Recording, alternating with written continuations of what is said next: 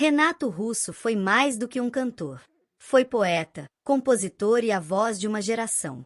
Neste vídeo, você vai conhecer a trajetória de um dos maiores ícones da música brasileira, desde sua juventude em Brasília até a consagração com a banda Legião Urbana. Descubra como Renato transformou sentimentos em hinos, falando sobre amor, liberdade, política e os dilemas de uma juventude que buscava identidade em meio às transformações do Brasil. Sua genialidade e intensidade o tornaram uma lenda, mas também o levaram a enfrentar dores pessoais profundas. Mesmo após sua partida precoce, Renato Russo permanece vivo nas letras que continuam a emocionar e inspirar milhões de pessoas. Assista agora e mergulhe na história do trovador solitário, o homem por trás de canções que atravessaram gerações. Como compositor, o que você acha disso?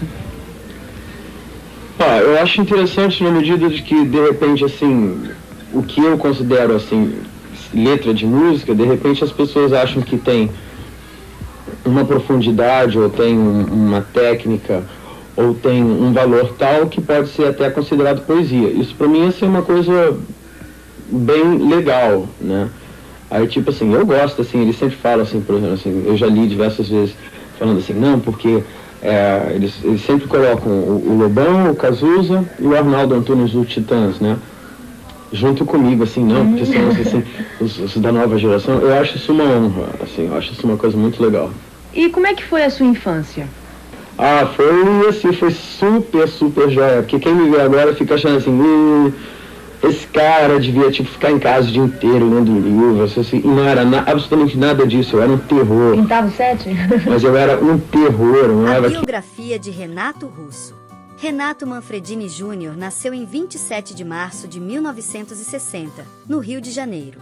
Viveu na Ilha do Governador até os 7 anos, quando precisou se mudar para Nova York acompanhando uma transferência profissional do pai. Ficou 2 anos vivendo lá. Em 1973, ele se mudou com a família para Brasília, onde viveu uma adolescência comum. Aos 15 anos, descobriu uma rara doença óssea, chamada epifisiólise, que exigia uma cirurgia para implante de pinos na bacia e o deixou 6 meses de cama. Enquanto se recuperava, ouvia muita música para se distrair e passou também a compor músicas e a criar bandas imaginárias em casa. Ler era outra atividade que fazia com frequência nesse período. Foi nos livros que ele se inspirou para criar seu nome artístico. A origem do nome Renato Russo.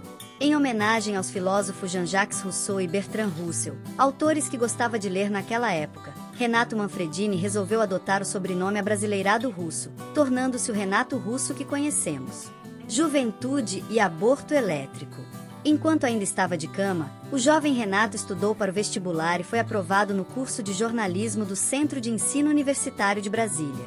Aos 18 anos, começou a dar aulas de língua e literatura inglesa na Cultura Inglesa.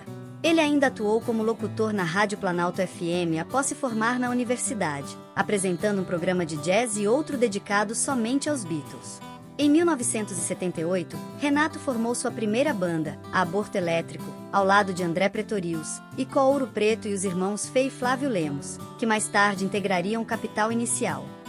A Aborto Elétrico fazia parte de um movimento de bandas brasilienses chamado de Turma da Colina, ao lado dos Paralamas do Sucesso e da Plebe Rude. Naquele período, foram compostas canções como Que País é Este Veraneio Vascaína, que hoje fazem parte do repertório da Legião Urbana e do Capital Inicial, respectivamente. Renato Russo, o trovador solitário.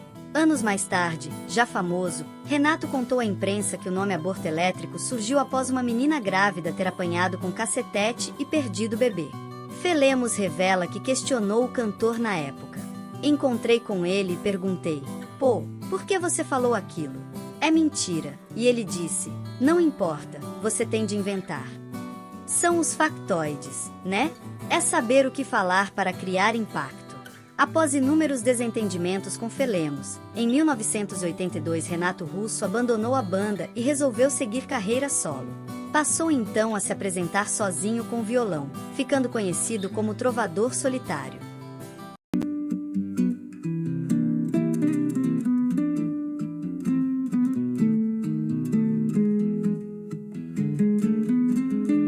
A lua pousou na janela e eu calei meu coração. esperando a tua voz, feita rima de canção. Teu perfume ainda dança nos lençóis de solidão. Mas a noite sempre sábia sopra versos sem perdão. Lua na janela vela minha dor. Disse ele, ela ainda sente amor nos olhos da madrugada. Mora um sonho que não passou.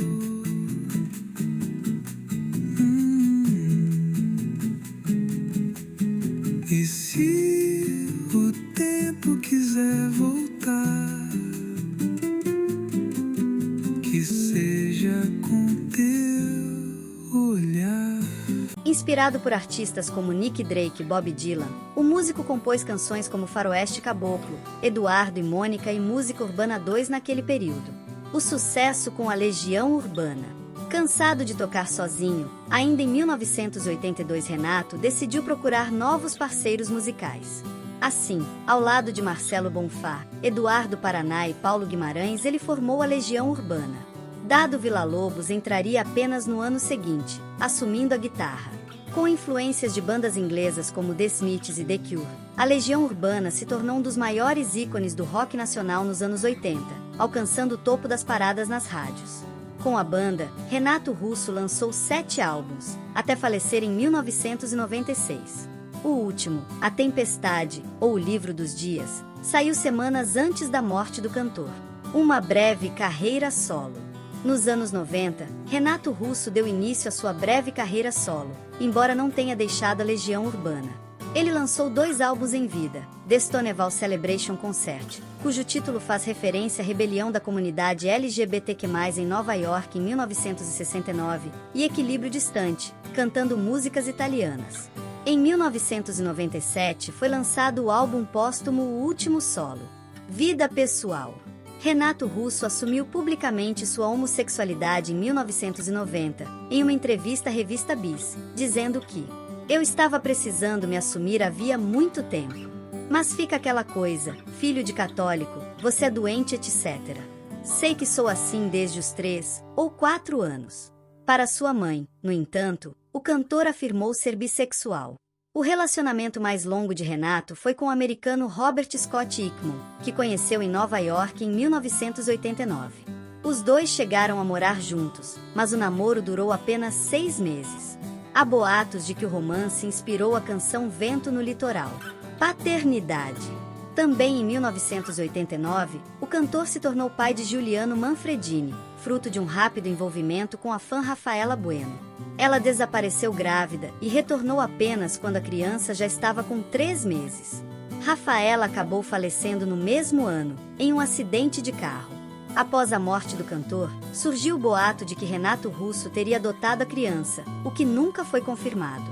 Sobre a paternidade, o músico afirmou que Giuliano precisa de uma boa base, porque na nossa sociedade não existe espaço para uma criança filha de um roqueiro gay. Nós não temos um padrão de comportamento de pai e filho, mas temos uma dose de disciplina e respeito muito grande. Últimos anos e falecimento. Dependente de drogas e álcool, Renato Russo sofreu 2 overdoses e passou 29 dias internado em uma clínica de reabilitação em 1993. Antes disso, o cantor já havia sido diagnosticado com AIDS em 1989.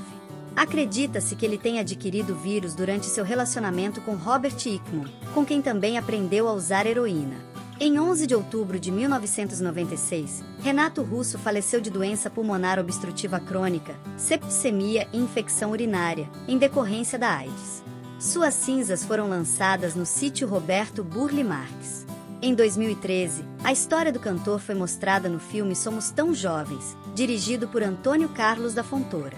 Renato Russo foi cedo demais, mas sua voz e suas letras continuam vivas, atravessando gerações.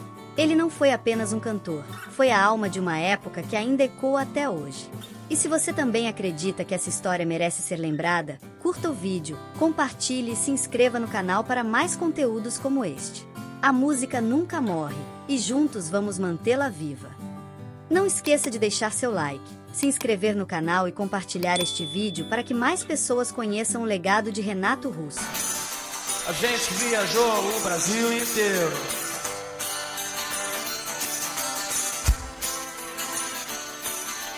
Disseram que foi pra ganhar dinheiro.